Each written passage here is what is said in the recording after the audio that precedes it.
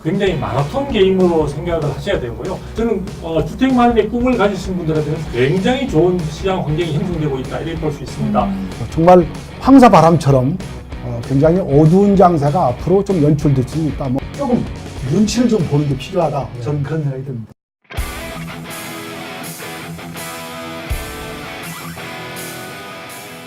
네, 미분양, 미계약, 그리고 왜 이렇게 부동산 시장이 얼어붙고 있는 건지 그 현황 살펴봤고요. 왜 그런지 알아봤고 논란도 좀 짚어봤는데 그렇다면 가장 궁금한 부분이 앞으로의 전망과 또 어떻게 해야 되는지 이 부분 아니겠습니까? 두 분께 진짜 정보, 정말 현장의 정보들 지금부터 좀 들어보도록 하겠습니다. 첫 번째 키워드는 황사바람인데요. 정말 앞이 잘 안 보이는 황사바람이 될 수도 있을 것 듣기만 해도 같습니다. 갑갑해요. 네, 그렇습니다. 어차피 뭐 주택시장은 그 기존 주택시장과 신규 분양시장이 서로 연동돼서 움직이는 건데요.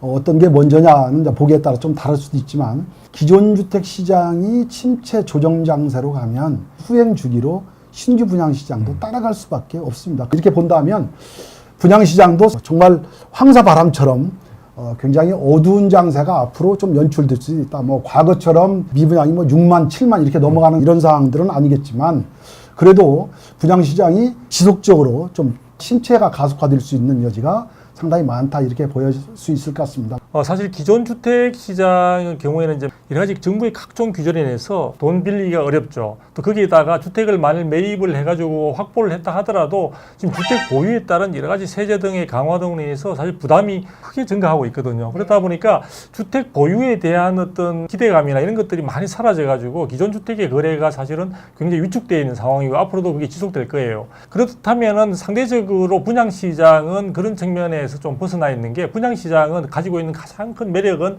아까 제가 가성비를 말씀을 드렸는데 현재 우리 경우에서는 분양가 상한제가 적용이 되고 있습니다. 공공택지에서나 민간택지에서나 그래서 굉장히 저렴한 가격으로 공공택지 같은 경우에는 이번에 북일의 분양에서도 보시다시피 수년 전에 비해서 가격 자체가 3.3제곱미터당 가격이 약 한 100만 원 정도 오른 것으로 나타나고 있기 때문에 북일의 분양의 경우에는 만일에 당첨만 된다면 바로 수억 원의 어떤 수익을 확보할 수 있는 그런 측면에 분양가 상한제로 인한 굉장히 그 큰 이익이 기대되고 있는 그런 측면들이 있고요. 지금 또 민간 택지라고 볼 수 있는 재건축의 경우에 일반 뭐 분양의 경우에 있어서도 사실은 분양가 상한제가 적용되면서 분양 보증제도와 맞물려 있다 보니까 어쨌든 가격 부분에 대한 메리트가 굉장히 커지고 있습니다. 그런데 중요한 것은 기존 주택의 거래와 마찬가지로 전체적으로 시세가 하락하고 있지 않습니까?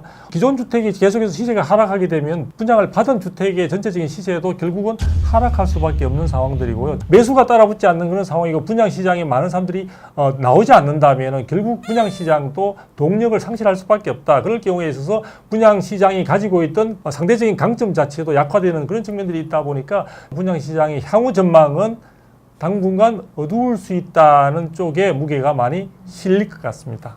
네, 뭐 이번에도 마찬가지네요. 희석, 뭐 황사바람, 오리무절 이런 단어들이 지금 난무하고 있습니다. 그러면 우리 대체 어떻게 해야 할까요?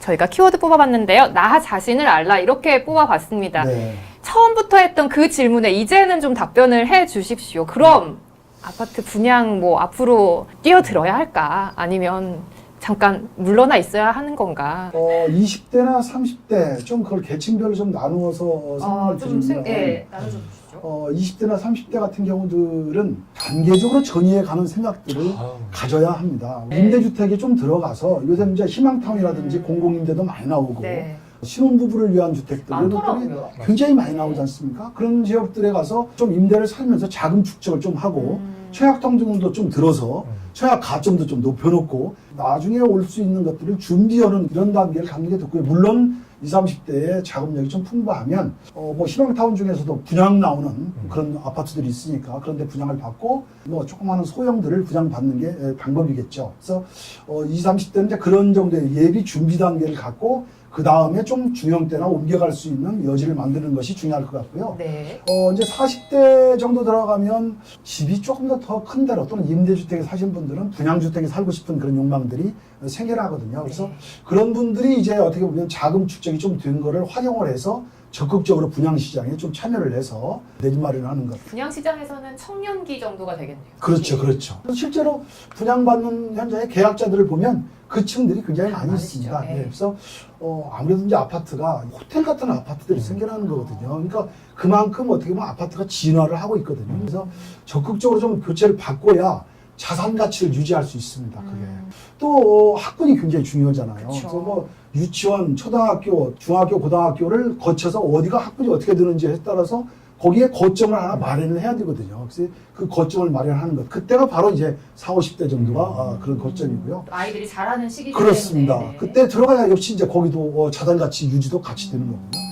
60대에 가면 이제 아무래도 집을 좀 줄이거나 또는 집을 다른 데로 좀 옮겨가는 수요가 생겨나죠. 그리고 바야흐로 이제 거기에 임대라든지 이런 걸 놓고 좀 월세를 받고 싶고 하는 거에 이제 어떤 그런 투자의 의미가 투자의 굉장히 강해지는 거죠. 그러니까 그런 분들은 투자 수요가 좀 생겨날 수 있는 여지가 정확히 나오는 포착됐을 때 적극적으로 시장에 개입하는 게 좋겠다 해서 자기가 어느 형편에 맞는지 자기 상황을 좀 말 그대로 자기 분수도 알고 자기 연령층의 계층, 움직이는 것, 수요 이런 상황도, 것들을 좀 충분히 네. 감안을 해서 분양시장에 참여를 하는 게 좋겠다. 저는 생각이 듭니다. 그래서 나 자신을 알라 이런 네. 키워드가 나왔군요.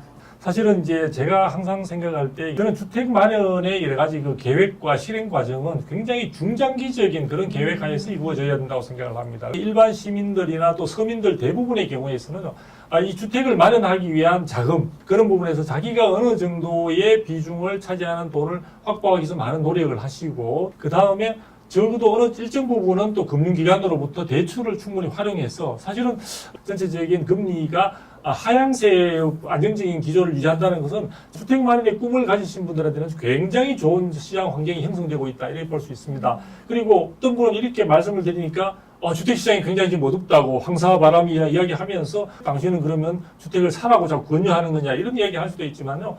주택시장이라는 것은 다른 경기와 마찬가지로 상승이 있으면 하락기가 있습니다. 그 변화 속에서 우리가 기존에 있어서 우리 국내 주택시장을 한번 20, 30년을 쭉 보시면요. 대체적으로 결정적인 충격의 시점을 제외하고는 전반적인 상승 쪽으로 주택시장은 충분히 기대감을 가질 만하다. 장기적으로 볼 때. 그리고 지금 주택과 관련해서 또 한편에서는 우리가 잃어버린 일본의 20년을 이야기하면서 향후에 있어서 수요가 없어지지 않을까. 또 인구가 줄어든다. 이런 데 우려감도 많이 표시하는데요. 시장에 있어서 신규 수요, 즉 새로운 주택. 최근에 와서는 주택에 있어서 안락감, 편안함, 편리함 등 해서 굉장히 질 높은 주택에 대한 선호도의 새로운 수요들이 계속해서 매일매일 생겨나고 있습니다. 그렇기 수요에 때문에 대한 질적인 부분이 좀 그럼요. 더 많이 바뀌었군요. 그죠. 주택시장 내에서는 그 교체 수요를 통해서 새로운 수요, 그리고 또 아주 오래되고 노후한 그런 주택들은 새로운 또 재건축이나 재개발 등을 통해서 새로운 또 주택으로 재탄생해 가게 되는 거니까요. 이러한 전체적인 고리로 본다면은 제가 볼 때 주택 마련의 꿈을 가지고 계신 분들은 지나치게 걱정하실 필요는 없고요. 오히려 준비하고 하는 자세를 갖고 하나의 발걸음을 내딛는다면은 안락한 주거 안정을 도모할 수 있는 그런 주택의 마련의 길은 충분히 열려 있다. 또 아마 지금 이 방송을 듣다가요. 또 아마 시청자분들이 궁금한 게 있을 거예요. 어떤 걸까요? 재건축 아파트 일반 분양 나오는데 지금 청약해야 되는 거.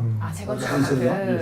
그다음에 또 뭐 어디 저 유래 쪽이나 저 외곽 쪽에서 분양되는 아파트 분양 받으셔야 되는지 이런 거에 대해서 굉장히 궁금하실 텐데 저는 이런 팁을 드리고 싶습니다.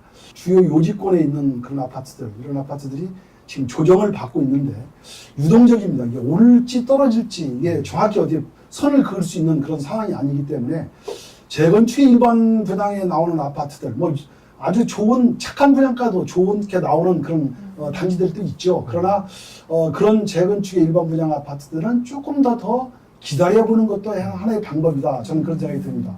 대신 지금 유래 신도시처럼 공공택지에서 나오는 그런 아파트들 분양가 상한제가 철저하게 적용이 되고 있기 때문에 분양가가 정말 착한 분양가거든요. 이번 북유래에서 분양된 것도 과일적으로 빚은 것 중에 하나는 3.3제곱미터당 한 1,800만 원대 정도. 그렇죠. 그런데 주변에 있는 아파트는 이미 3천만 원대를 다 넘어가거든요. 네. 그러니까 거기서 생겨나는 분양받았을 때의 프리미엄이 굉장히 차익이, 높거든요. 네. 그러니까 그런 공공택지들은 그럴 소지가 상당히 많기 때문에 중점적으로 공공택지에 있는 아파트는 좀 땡겨서 적극적으로 청약을 한번 해보시고 공공택지 경우. 네네 재건축에서 나오는 아파트들은 조금 눈치를 좀 보는 게 필요하다. 네. 저는 그런 생각이 듭니다. 그래서 뭐 조금 수치를 더 말씀드리면은 지금 공공택지의 경우에는 주변 시세 대비해서 본다면 약 한 70% 정도에 그치고 있습니다. 그러니까 만일에 분양에 당첨이 된다면 약 한 30%의 당장의 시세 차익이 기대되는 그런 측면들이 있고요.